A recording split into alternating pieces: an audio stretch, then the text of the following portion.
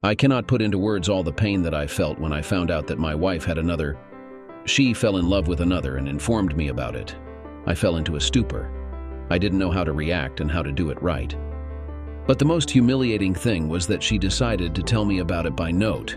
I was shocked. The note said, "Joey, I'm going away for a while. I'm not sure how long. It's not because of anything you did. I've just met someone. Please don't try to find me or get in touch. I need to do this. Love, Shelley." It hit me like a ton of bricks. My wife of 21 years. Gone. Just like that. Vanished. I'm Joe Mason. My wife is Michelle, or Shelley as everyone calls her. We've known each other since childhood because our parents were colleagues. We didn't start dating until college, though. Before that, we attended different schools. But in college, we clicked. We moved in together senior year and got married the summer after we graduated. Shelley is a lively blonde woman of medium height and build with blue eyes. I'm of similar stature, with brown hair and eyes. I run my own law practice, handling general cases. Shelley works as a nurse supervisor at a local hospital. We're both 42 and keep fit through activities like gym workouts, hiking, and volleyball. She enjoys aerobic dancing at the gym, while I prefer self-defense training and working the heavy bag for aerobic exercise and strength building. We have 2 children, both attending college. James is 19 and Susan is 18, starting her freshman year. On a sunny April day when I received the note, I immediately called them. First, I spoke with James and read him the note. He expressed shock, and I assured him I would keep him updated. Susan, on the other hand, seemed less surprised, but mentioned she hadn't known her mother would leave like that. "Well, Susan, what do you know?" "I'm curious, as you can imagine." "Who's this person she met?" "Dad." "I'm not entirely sure. I did notice her having lunch with a colleague from work. When I asked her about it later, she said he was just a friend from work named William Connor." "Did you suspect anything?" I felt a bit uneasy because her explanation seemed shaky. This was right after spring break. I didn't pursue it further. "I should have told you, I'm sorry." "God, she left you." "It's not your fault. Don't blame yourself. I'll manage." After making those calls, I conducted some research online about Connor. He's a doctor who until recently worked at her hospital. Now, it appeared he had moved on. According to his bio, he's 40 years old, divorced, and works as a cardiologist. Interestingly, he had served as an administrator at the hospital for the past 2 years. Further investigation into his professional reputation revealed an incident during surgery 3 years ago, resulting in a patient's death. His photo depicted a tall, stocky man with blonde hair. I tried to find information on his current job or address, but came up empty-handed. I then reached out to a tech-savvy friend for help locating Shelley or Connor. Bill James assured me he would look into it and promised to update me if he found anything. Reviewing our accounts, I noticed Shelley hadn't touched our checking account, but her automatic deposit hadn't gone through this month. More alarmingly, she had withdrawn over $200,000 from our savings, which was held in a Vanguard account. I promptly contacted Bill again and provided him with the account details to trace the withdrawal. I also called Vanguard to inquire about the status of the withdrawal, which they confirmed was in process. They assured me they would follow up. Our house was jointly owned and valued at around $800,000. Perhaps Shelley had some kind of justification in mind for her actions, or maybe she was simply both a thief and an adulteress. I drove to her parents' house about 30 miles away. It was a Wednesday, but both cars were parked in front. Mark and Sally Benton had worked with my parents at GMG Enterprises for many years. They used to socialize more when I was younger. I had always gotten along with them and believed they had raised their daughter well, until today. I knew Shelley was close to her mom. Walking up to the front door, I knocked. Mark answered, unsurprised to see me. He gestured for me to follow him to the kitchen in the back. where Sally sat at the table with a glass of water. "Hi, Sally. What do you know that I don't?" Mark replied. Well, Sally knew that Shelley was heading down a dangerous path. She talked about it with her mom, and we agreed not to involve you until Shelley had a chance to discuss it with you. Sally, she didn't give me any chance at all, and she took all the savings. I might have to press charges against her for that, unless she returns half of it soon. Needless to say, I'm very disappointed in her and her partner. "Joe, there's no need for that kind of language," Sally said calmly. "She believes he's her soulmate. And what about you?" "I think he's a thief, at least where money's concerned." "I met him once. She brought him here about a month ago, introduced him as a colleague. We had a talk. At the end, I thought she was here to introduce him to us. Later, I warned her, but clearly she didn't listen." "I assume you know where she went? Where?" "We're not supposed to tell you, Joe. She's afraid of how you'll react." "Sally, Mark, I'll find her in a couple of days anyway. And she's right that I'm reacting badly." Just as my phone rang, it was Bill calling. He informed me that both Shelley and Connor had accepted positions at a hospital in Pittsburgh and had rented an apartment nearby. They shared a joint bank account with some money in it. The $200,000 hadn't arrived yet. Bill suspected it might have been moved offshore. He believed he could still trace it, but it would come at a cost. He promised to keep me updated. Mark and Sally observed me closely as I took notes in a notebook with the addresses of the hospital, bank, and apartment. Bill had also given me their cell phone numbers, which I committed to memory rather than writing down, not wanting Mark and Sally to know I had that information. Sally asked, "If she returns and wants you back, will you take her?" "What makes you think she'd do that? She seems to want a clean break, no contact. Doesn't sound like she'll ever come back, except maybe for money." "I think she'll want to return, Joey. But how long?" "I don't know. If she walked in right now and apologized, maybe we could try counseling. But the longer she's away with someone else living as if married, well, you know. I don't want you two to split up," Sally said, her eyes welling with tears. Mark comforted her with a pat on the shoulder. I bid them farewell. I returned to my office, and just as I was entering, Bill called again. He informed me that Vanguard had halted the transfer of the $200K as a precaution against potential fraud. Despite it being a joint account, they were unwilling to release the funds at this time due to irregularities in the transaction. I recounted what they had told me when I initially called, and upon calling them again, stressed that the withdrawal was unauthorized. They explained that they had placed a hold due to anomalies in the transaction method. I had a colleague in my office draft an emergency temporary restraining order, TRO, against Vanguard, Connor, and Shelley. It took him about an hour to complete. We filed it electronically, which should delay the theft temporarily. A TRO is a legal order seeking immediate relief, often with a request for a permanent injunction. Next, I phoned my parents in Oregon, where they were retired, and updated them on the situation. They were surprised and sympathetic. Afterwards, I took a moment to consider my options and what actions I wanted to take. I researched quickly and discovered that adultery wasn't considered a crime in Pennsylvania, but was a misdemeanor in Virginia. I let that thought simmer. Ultimately, I decided to do what I typically did when faced with tough issues. I called my mentor, Uncle Jed. He was my mother's older brother, a retired lawyer and current lobbyist who lived nearby in D.C. Though his expertise was in life rather than just law, he was a reliable source of guidance. I asked if I could visit him, and we arranged to have dinner. I planned to pick up some gourmet pizza and beer to bring to his house.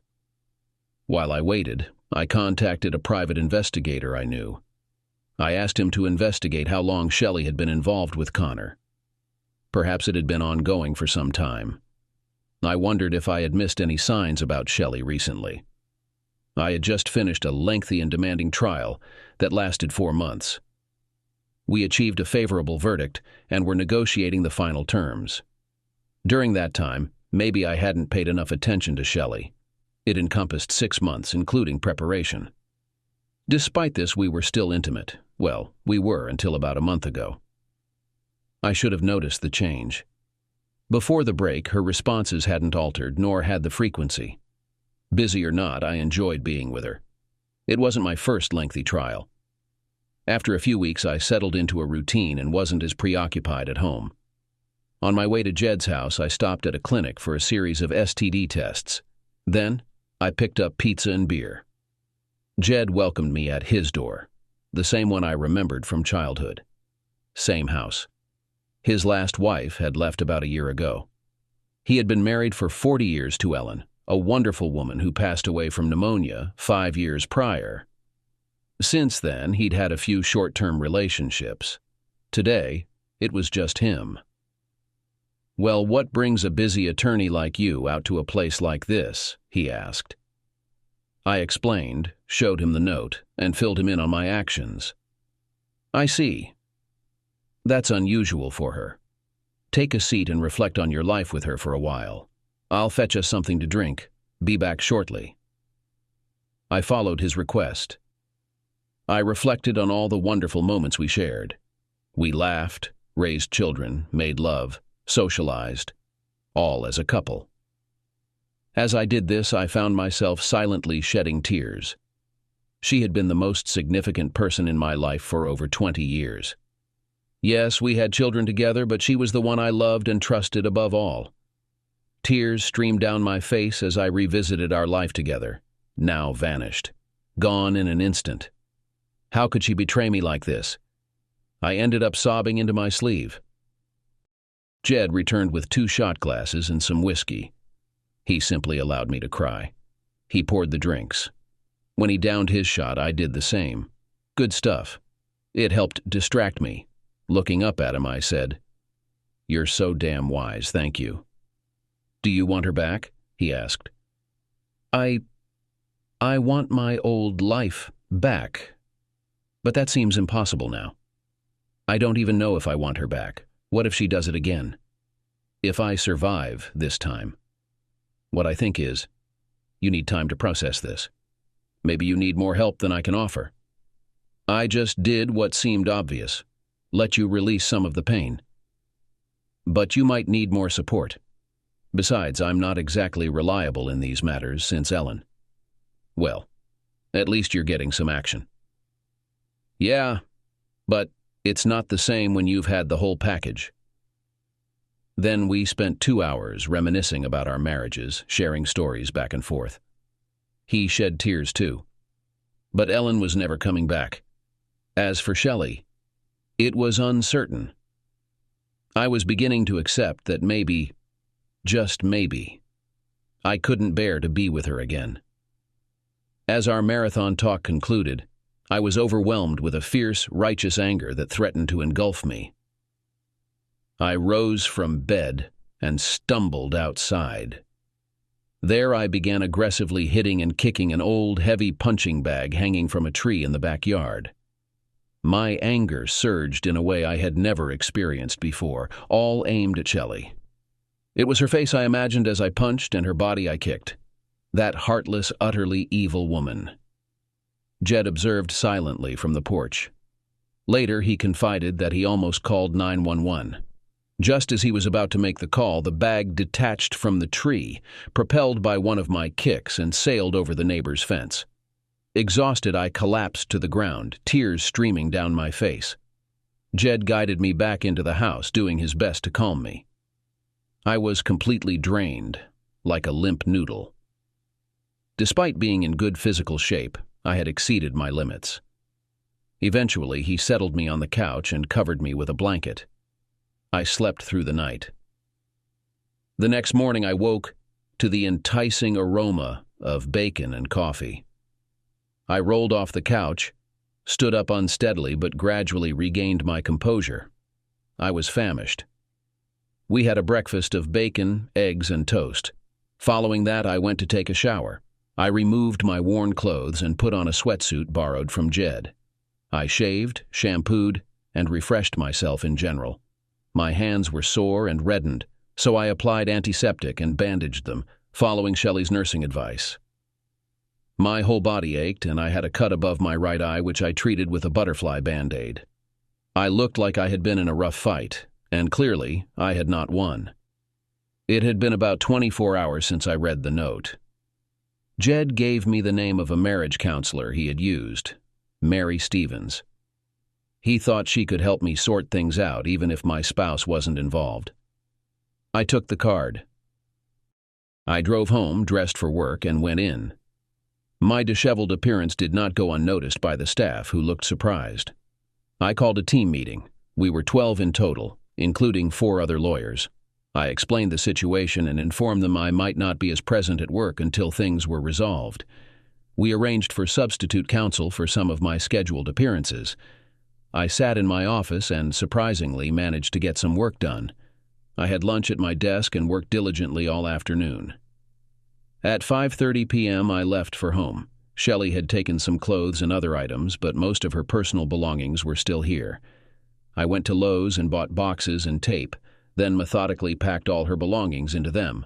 Clothes, books, photo albums, shoes, as much as possible. I stored everything in the garage since Shelley's car wasn't there, creating space. I called Bill to inform him that Shelley had her car. Next, I went through the house and removed all photos of Shelley, tossing them into a trash bag along with the frames. Afterward, I reflected on the situation. I had a microwave meal and went to bed, but before sleeping I decided to check our home computer and her cell phone, which was on its charger. The computer contained her emails, but they didn't provide any leads.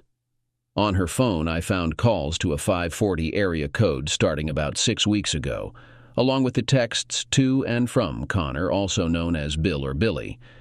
The texts arranged lunch dates and meetings before work, but nothing decisively incriminating. I went to sleep. The next day, Friday, I went back to work.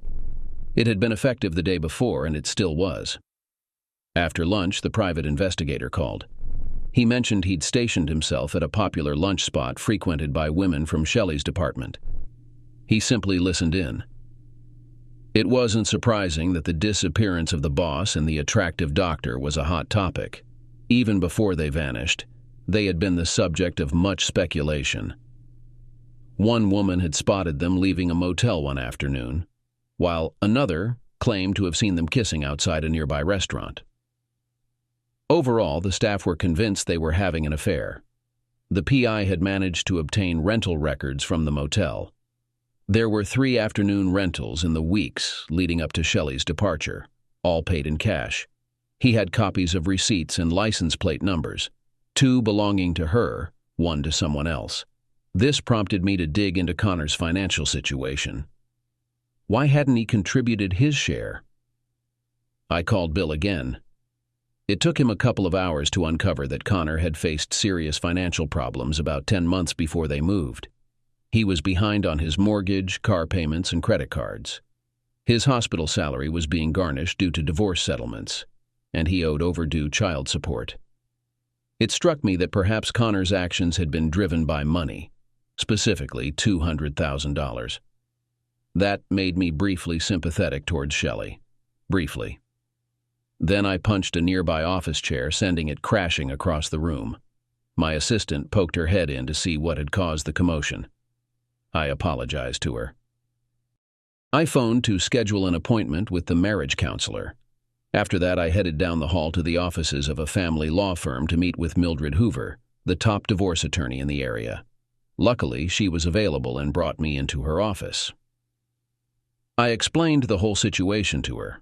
I had discovered that a temporary restraining order, TRO, was scheduled for Monday, and Shelley had been served at her workplace in Pittsburgh. Mildred assured me my firm could handle that, so I asked her about potential outcomes in the divorce. She gathered some financial information and spent time on her computer. It looks like Shelley might not come out ahead. Your law practice is protected due to the prenuptial agreement. She would receive half the house's value and half of the assets accumulated during our marriage, which is likely most of them. However, she'll still have enough to live comfortably. I need some time to think. Let's see how things go at the TRO hearing. But prepare the documents. Include adultery and whatever else. That evening, I had a microwave pizza and went for a long run. Around 9:30, I called Susan. She answered just before it would have gone to voicemail. "Hey, Dad, how are you?" "Doing okay. Have you heard from your mom?" "Yeah, I did, but she asked me not to." "Damn. She said you were trying to get her and Connor in trouble. She has to go to court, or have a lawyer there with her on Monday." She was upset. "What's going on, Dad?" "There's a lot of money involved. Someone tried to access our joint investment account. I filed to stop it so we can sort it out. I'm not sure if your mom knew about it, can't say for sure." "Okay, is she safe with that guy?" She seemed worried. "I don't know if she's safe, that's up to her. She can leave if she feels threatened. Why do you ask?" There was shouting in the background, a man. I couldn't hear what he said, but it sounded angry. Mom said it was nothing. Let's hope so. There's not much I can do from here. We talked about her school and a new friend she made, then we said goodbye. I had a restless weekend. Monday was significant. We had the TRO, temporary restraining order, in the morning, followed by my counseling appointment in the afternoon.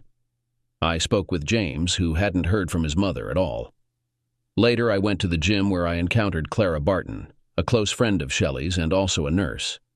I'm sure she had grown accustomed to such remarks. Clara noticed me and tried to slip out the back door, but I intercepted her. "I don't want to talk, Joe. It wouldn't help anything anyway." "You knew she was making mistakes, Clara. Why didn't you tell me?" "She said you wouldn't react well, might become violent. I'm closer to her as a friend.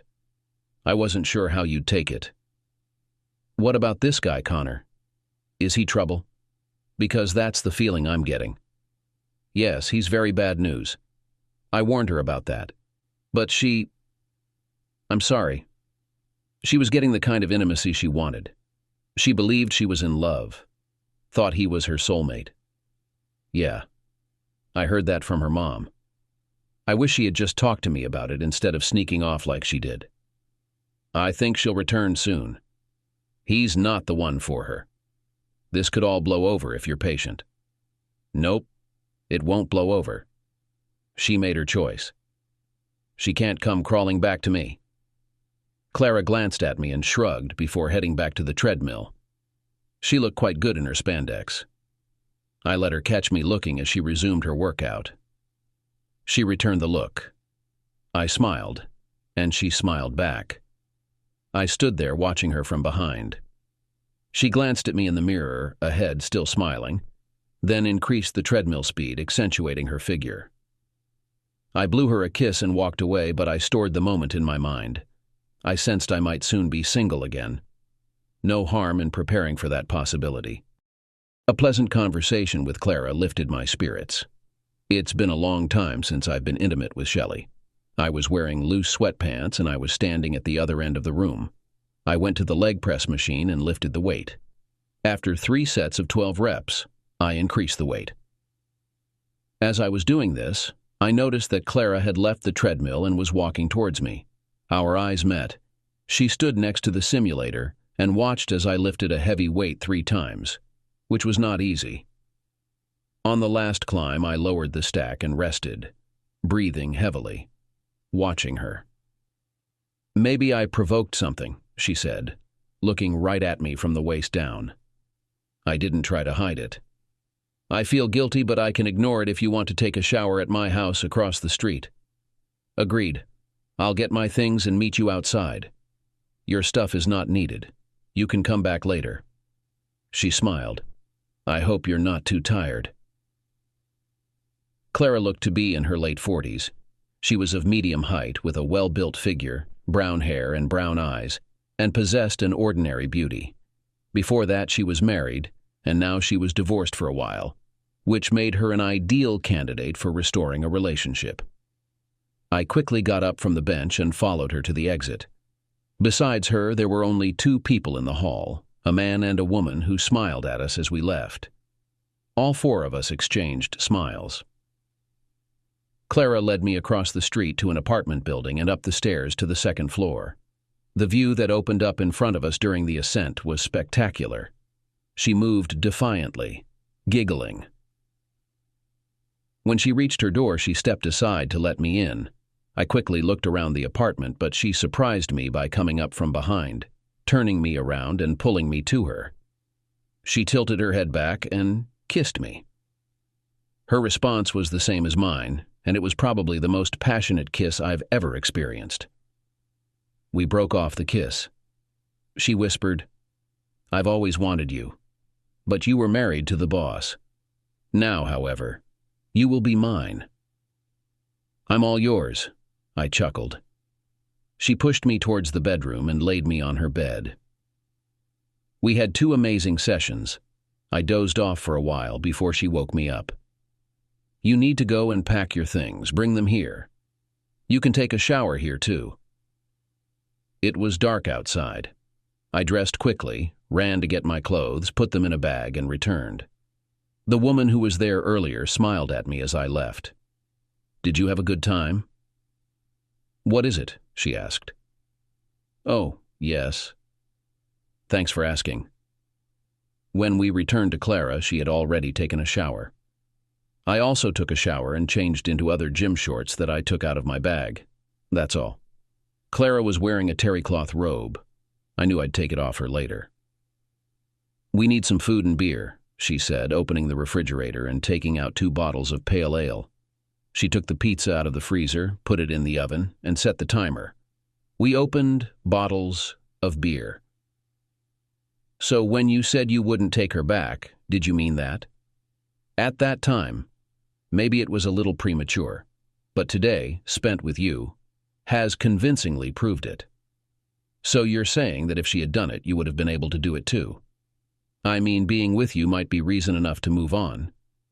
And why does everyone think she'll want to come back? She must have thought about leaving a lot. She'll realize soon enough how stupid she was. Then maybe she'll have the courage to ask you to take her back. Or maybe not. Perhaps she will be too embarrassed. I'll tell you what.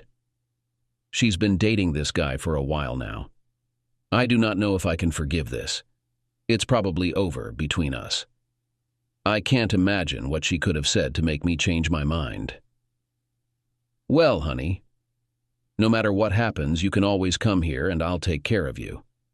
It's a promise." When I finished my beer, the doorbell announced the arrival of pizza.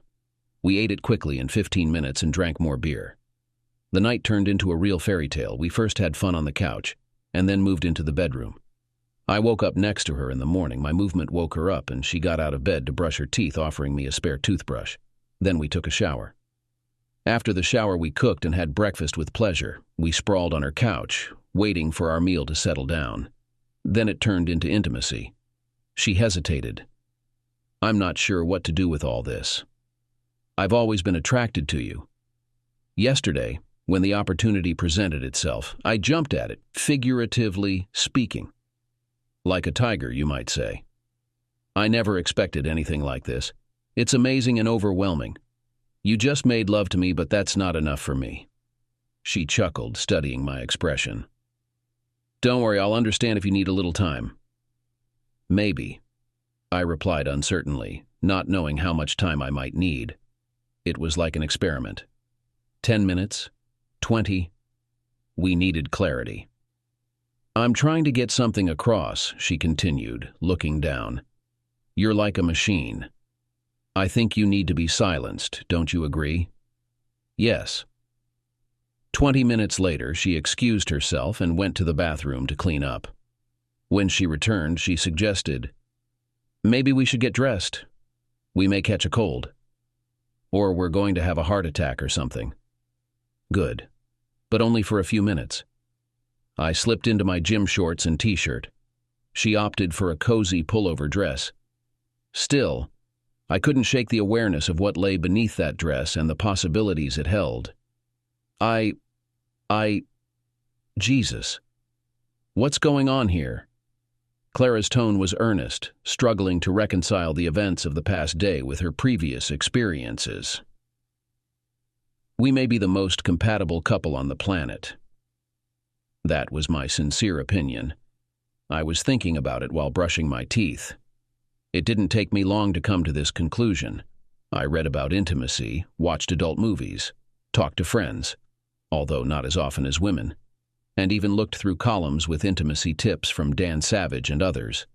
And yet what happened between Clara and me was unlike anything I had ever encountered before. It felt like uncharted territory. How long will this last? And if it does, can we handle it? Clara smiled as she spoke, but her question carried weight. We don't have the answers to those questions, Clara. There's only one way to find out. She looked at me. I realized that she was also turned on again. She jumped on top of me, and I was glad of it. I think we should take a shower and go to my place, I suggested. I need to change my clothes and check my email. If you get on the other side of the car, we can easily get there. It's not far. She burst out laughing, and I couldn't help but join her. We were laughing hysterically, rolling on the floor. Having calmed down, we decided to try, figuratively speaking. We took a shower separately. After getting dressed, we drove to my house. As far as I knew, she had never been inside before. She explored every corner while I went about my business. I went upstairs and changed into fresh shorts and a shirt. It was Sunday, and I turned on the baseball game. To my surprise, she turned out to be a cheerleader like me. We watched together for almost an hour before we retired to the bedroom. This time we went upstairs to the master bedroom where we were intimate. After that, Clara looked at me and started crying. Joey, I'm in love with you. I just want to thank you for that, she said with tears in her eyes. I was moved to tears myself, and after a while we pulled ourselves together. I wonder what's going on in the game, I said, eventually. We went downstairs and watched the last 2 pitches. She amazed me with her knowledge of the game, easily predicting the course of the game and strategy. She remained absorbed until the very end. Me too. Later I cooked fried chicken and wine for us. We exchanged kisses. Looking into her eyes, I realized that I always wanted her to be by my side. I love you. I'm going to fight to keep you, Joe, she confessed. You don't have to fight. I'm all yours, I assured her. We went back upstairs.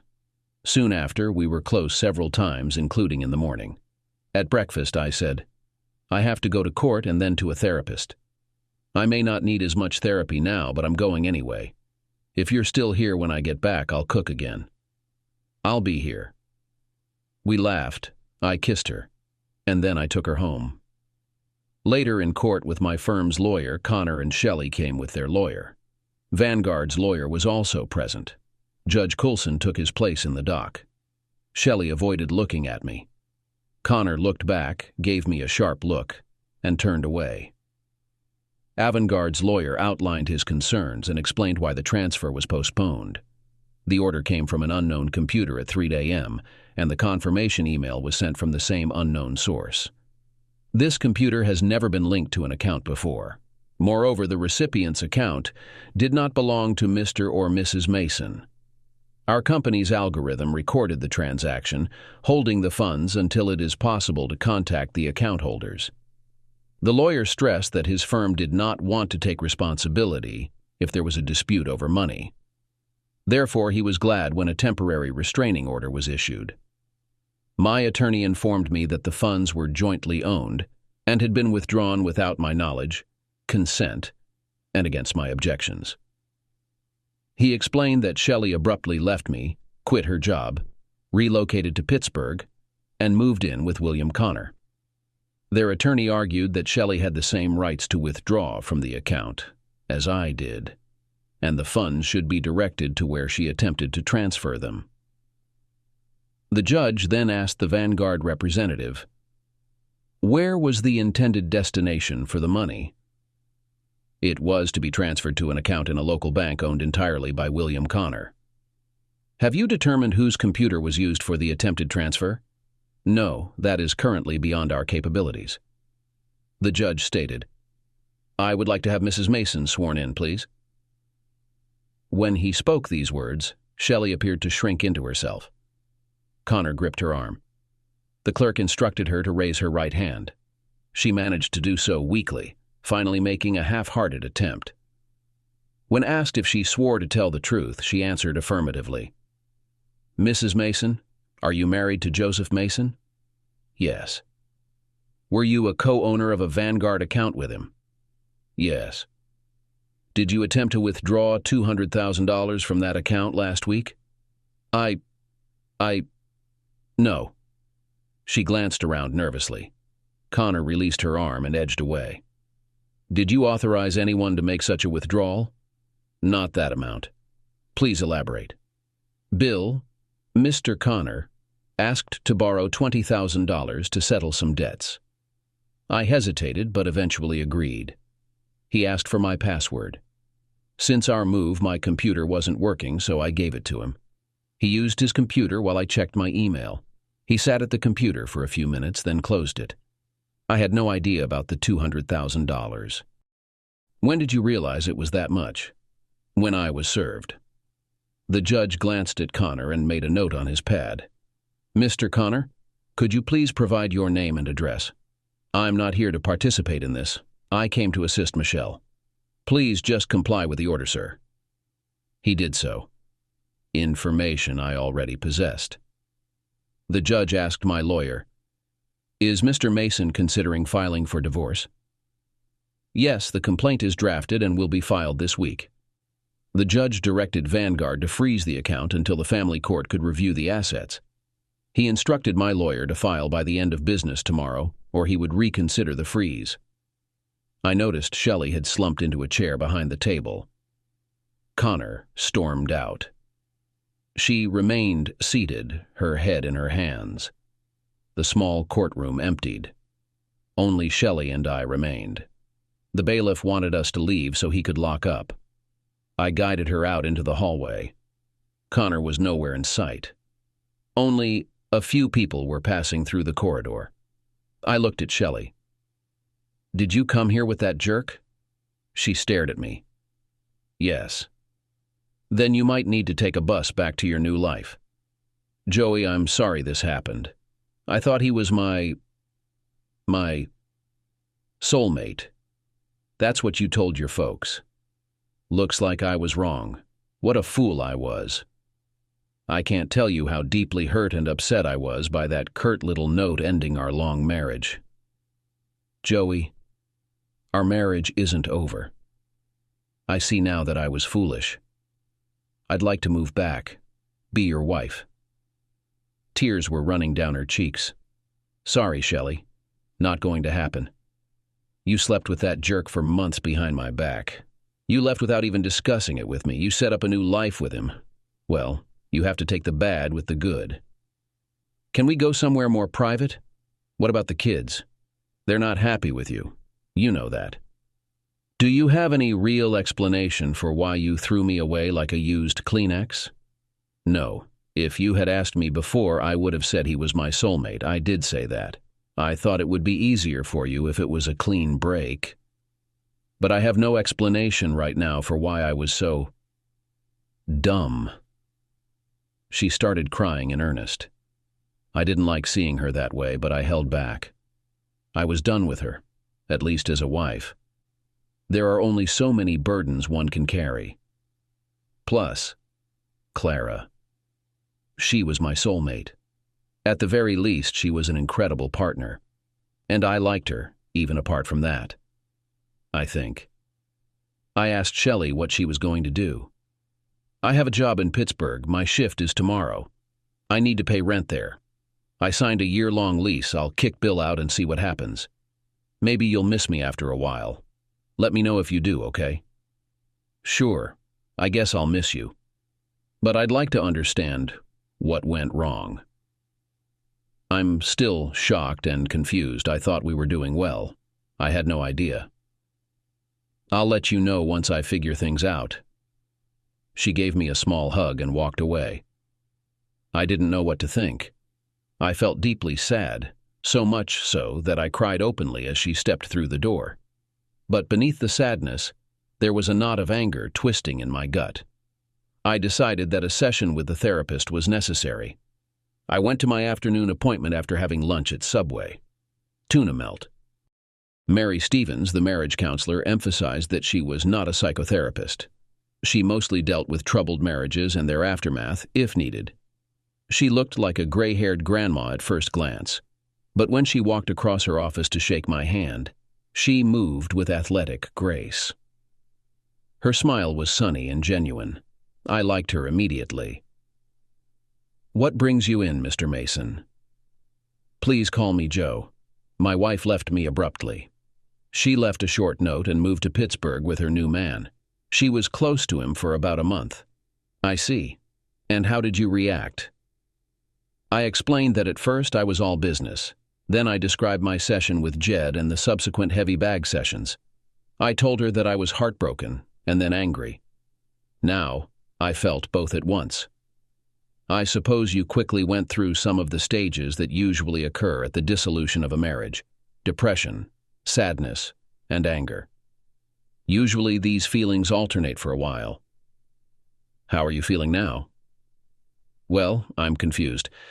I was at the gym doing weightlifting to vent my anger, I think. There was a pretty nurse I knew through Shelley, Clara Barton, if you can believe it. I cornered her and asked her what Shelley was doing at work with that idiot doctor. She didn't want to tell me, but eventually she did. Then I noticed that she was leaving in spandex. There was a mirror there, and she noticed that I was paying attention to her. She looked at me with that look, and I looked back. The next thing I remember, we were on the other side of the street in her apartment, and we were close, and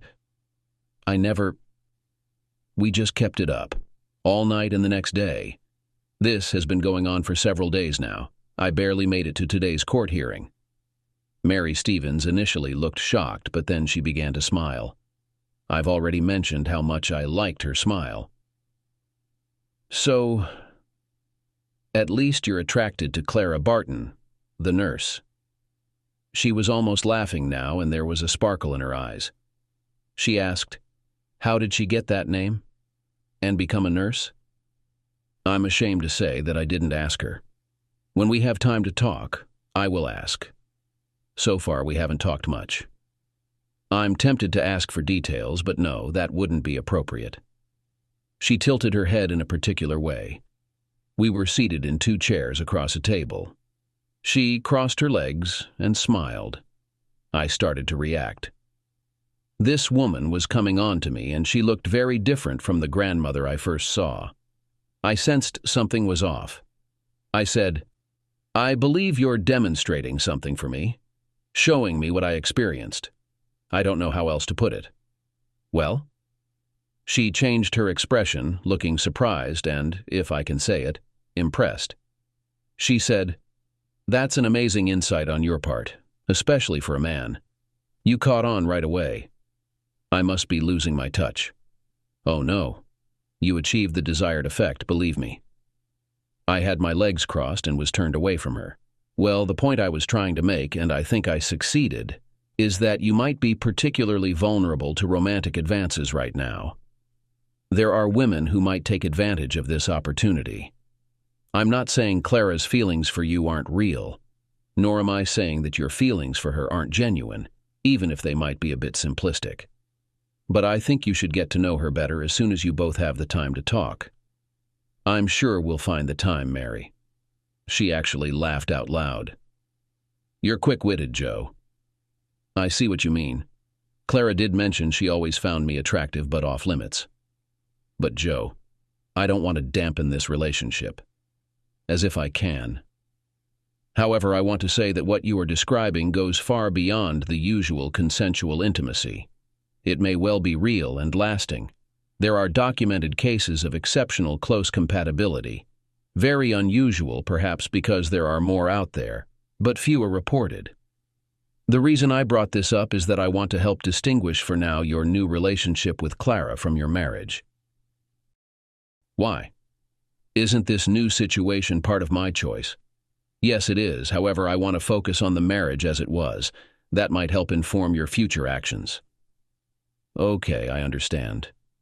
Well, we had what I believed was a good, solid marriage. I loved her, and I thought she loved me. We raised our kids and didn't argue much. Sometimes, as a trial lawyer, I had to work very, very hard. But I've always found time for our relationship, at least for intimacy. And before she left? I had just finished a long trial. Neither of us had been intimate for about a month. She was getting it elsewhere. I didn't notice. That's on me. So Shelley had her youngest child, her only daughter, leave for college. You were really busy, and she was likely feeling old. Maybe that's what happened. Maybe. Probably. But she needed to talk to me about it. She didn't. She just decided to marry someone else. A complete jerk, too. A thief and jerk.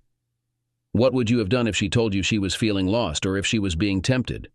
Or worse, if she had already given in to temptation? I would have tried to help with the first two. Maybe even come to you for advice. But if she had already cheated on me, it's too late, I think. So if you stray, you can't stay. Mostly, that's really important to me. I kept my promise.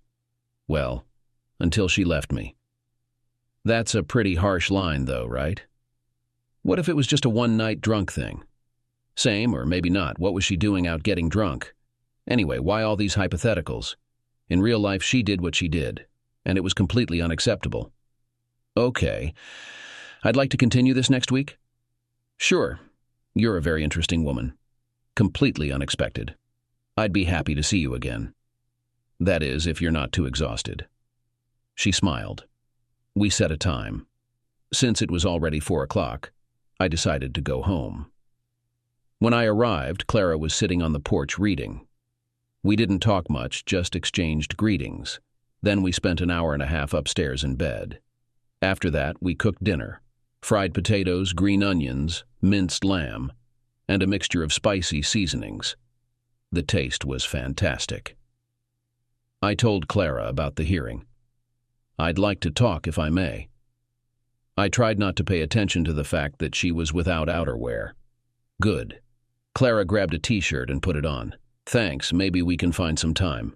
We are well fed and dressed. It's possible. She said, I think this is a serious topic. What is it? Today, after the hearing, I went to a therapist.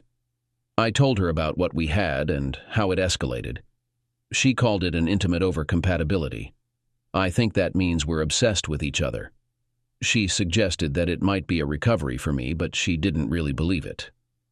I admit, I was curious how we could continue in the same spirit. I'm sorry, of course, but if you had taken off your shorts, I would have been on my knees in the blink of an eye. It's weird. I need to make a decision about Shelley, the divorce, and everything else. She returned to Pittsburgh, but not to her ex. She said she had a lease and a job there after I told her we broke up. It looks like she's looking for something new in Pittsburgh. I can't say for sure. What I know for sure is that if what we have is real, I won't give it up. But it hasn't been long since I was supposedly happily married. I'm disoriented. Before making any final decisions, I want to get to know you better, not physically. It looks like a plan. What would you like to know? That's it. Clara talked about her childhood in the suburbs, her college years, and the relationship that ended after graduation. After graduating as a nurse, she found a job and eventually married a gynecologist she met there. At first, I was happy with our life together, but he cheated on me with a woman from our neighborhood and not very carefully. When I found out about it, we came face to face.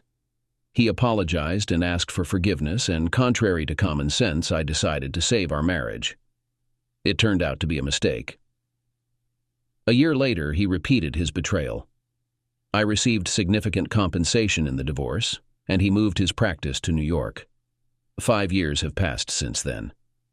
I had a few casual relationships and a friend who received benefits until he went abroad last year.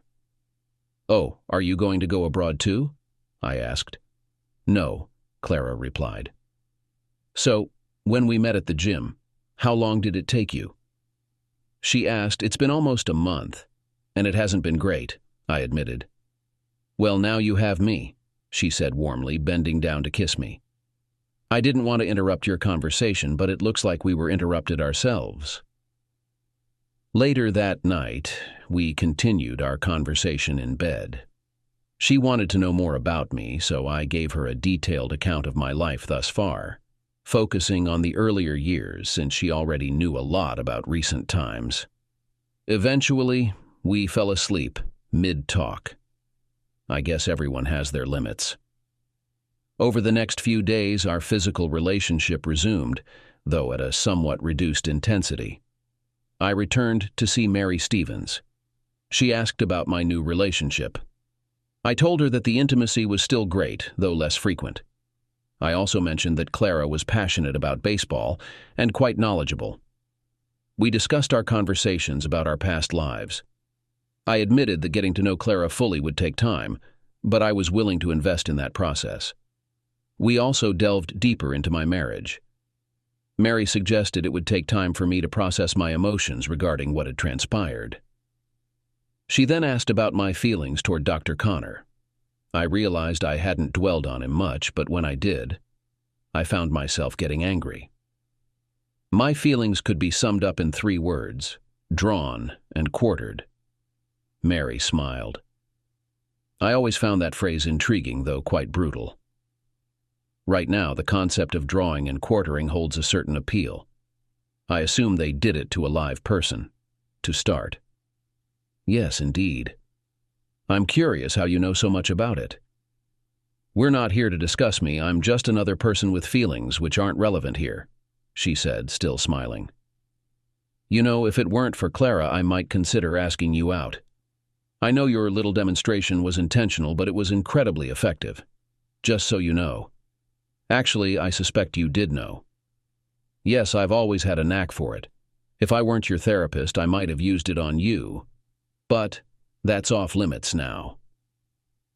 We wrapped up our session, but I scheduled another appointment for 2 weeks later. I gave Shelley the divorce papers. She had a lawyer, and the divorce process went smoothly because we had no children. It took about 8 months. Shelley still lived in Pittsburgh, and we talked on the phone sometimes. She mentioned that she was dating someone, and I told her about Clara. Shelley seemed depressed when it came to Clara. Clara has always had feelings for you, I could have told you. I feel like such a fool. She seemed upset. Clara moved in with me after I bought out Shelley's share of the house. I expressed my love to her and my desire to continue our relationship without marriage, since I went through a divorce. Clara didn't have children, but she wanted them, especially at 37. We discussed it, although I wasn't sure. One day she informed me that she had stopped taking contraceptives. Despite my conflicting feelings, I was overjoyed when she announced her pregnancy. I had a premonition that this would happen. This experience has made our intimacy even more exciting for both of us. I never thought that such a transformation was possible. Our daughter Linda was born shortly after Clara and I got married in the chambers of a judge I was familiar with. It was just us, her parents, my kids. Shelley remarried. A pediatrician from Pittsburgh she met at a convention in Dallas. Go figure. I hope she's happy. She made a mistake, and I held it against her for a while. But things turned out well for me. How could I stay angry? Well, maybe a little. As for Connor, I didn't intervene. He brought it all upon himself. Last I heard, he was bankrupt, lost his professional license, and was working at a gas station in Johnstown, PA. Clara and I now have 2 children, Linda and Stephen, named after her dad, who's a wonderful guy. Our bond has remained strong all this time, and I believe it always will. So don't come around reaching out your hand, I'll find myself a woman, just like you found your man. Now that she's gone, but I'm not worried. I'm sitting on top of the world.